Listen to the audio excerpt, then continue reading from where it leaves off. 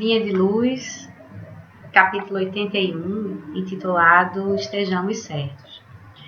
Essa mensagem, ela traz um versículo da carta de Paulo aos Hebreus, em que Paulo, ele chama a atenção dos hebreus sobre quais são as verdadeiras leis. Havia uma preocupação muito grande daquele povo de ser correto no cumprimento das leis e nessa relação com Deus, a preocupação de que Deus perdoasse os pecados, de modo que essas pessoas tinham o hábito comum de sacrificar animais, normalmente carneiros, touros, no entendimento de que através desse sacrifício os seus pecados estariam perdoados, eles estariam livres do mal, livres do pecado. E na sua argumentação firme e contundente na carta aos Hebreus, Paulo vai chamar atenção para quais são os nossos reais sacrifícios. Ele incita os homens para o amor e as boas obras, no entendimento de que essas são realmente libertadoras e que são frutos da nossa compreensão, do nosso entendimento do que seriam as leis de Deus. E o versículo diz o seguinte: porei minhas leis em seus corações e as escreverei em seus entendimentos. Então, como dito, a carta de Paulo aos Hebreus, capítulo 10, o versículo 16. Emmanuel começa a mensagem da seguinte forma: as instituições humanas cheias de códigos e escrituras vivem cheias de códigos e escrituras. Os templos permanecem repletos de pregações, os núcleos de natureza religiosa alinham inúmeros compêndios doutrinários.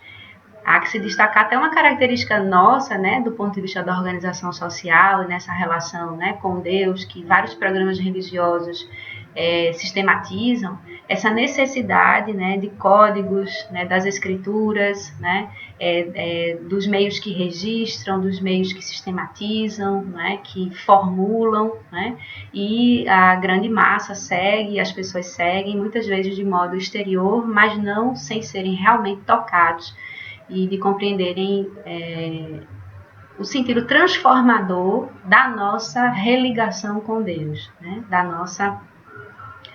nossa conexão com a divindade. E ele diz: o Evangelho, entretanto, não oculta os propósitos do Senhor.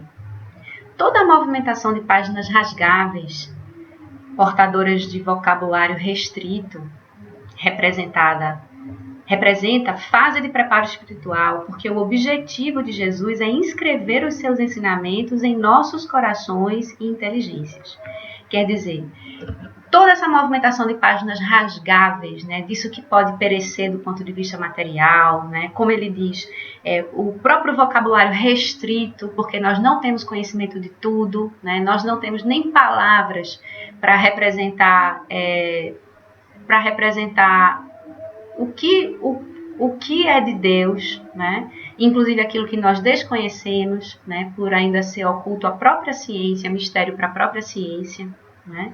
Então ele diz isso, quer dizer, o objetivo de Jesus é inscrever seus ensinamentos em nossos corações e inteligências.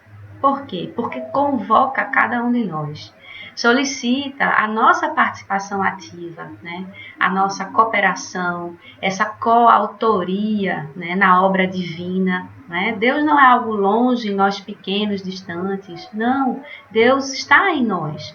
Portanto, nós somos parceiros de Deus, nós somos co-criadores, porque por isso que a parcela, a contribuição de cada um de nós é muito importante na obra regeneradora, do planeta e de nossas vidas.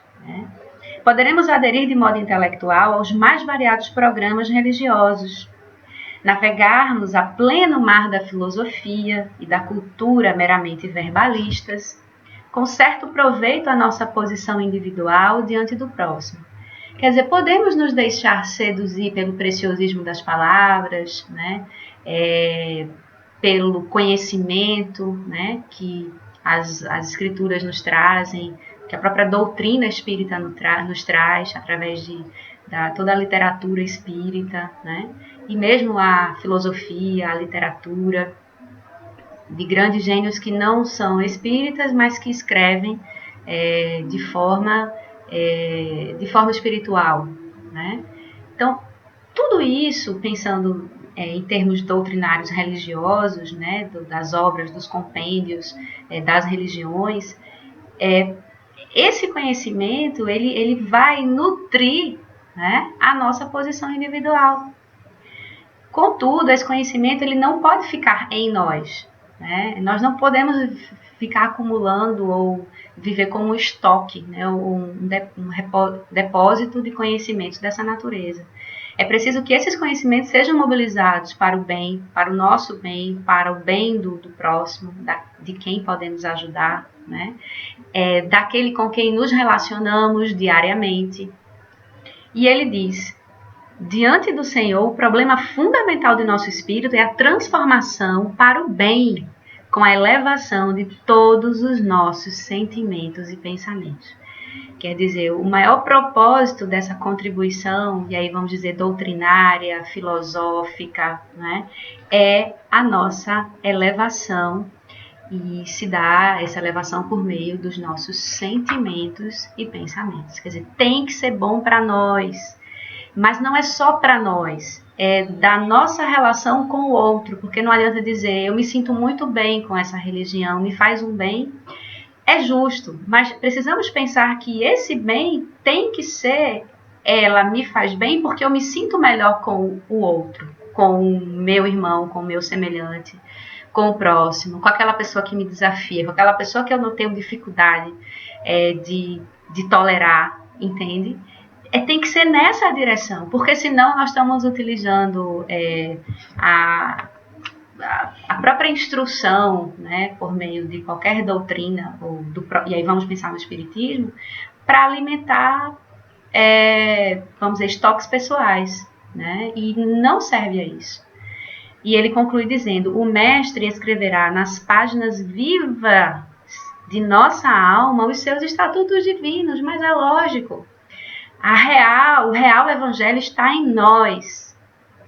Está no nosso testemunho, no modo como nós encaramos as situações desafiadoras, as situações que nos desestruturam, que nos abalam, que nos desacomodam, que nos tiram daquele lugar já conhecido, né? É aí onde nós vamos talhando, onde nós vamos esculpindo em nossa alma esse sabor diferente, né? Essa visão acrescida, ajustada, né, das situações, das pessoas, dos acontecimentos.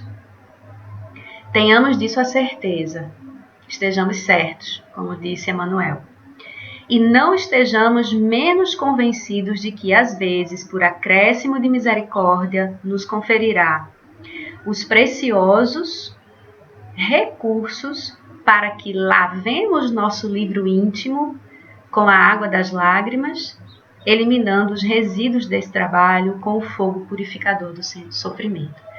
Quando nós vamos entendendo assim, a gente percebe que a gente consegue dar sentido à situação de sofrimento. Saber que não é sofrer por sofrer, né, mas como encarar, né, lidar de forma construtiva nessa situação desafiadora, né? Então, dar sentido. Então, nós estamos dando sentido a estar nas nossas casas nesse momento, né? O que já é um privilégio poder estar em casa. O nosso lar passa a ser, nesse momento, um local quase que um paraíso, né? E a gente vai ressignificando essa presença no lar, o estar em nossa casa, nós que temos condição de estar no lar. E quem não está no lar enfrenta o grande desafio, né, de estar nos hospitais nesse momento, de estar em locais cujos desafios são ainda maiores, né?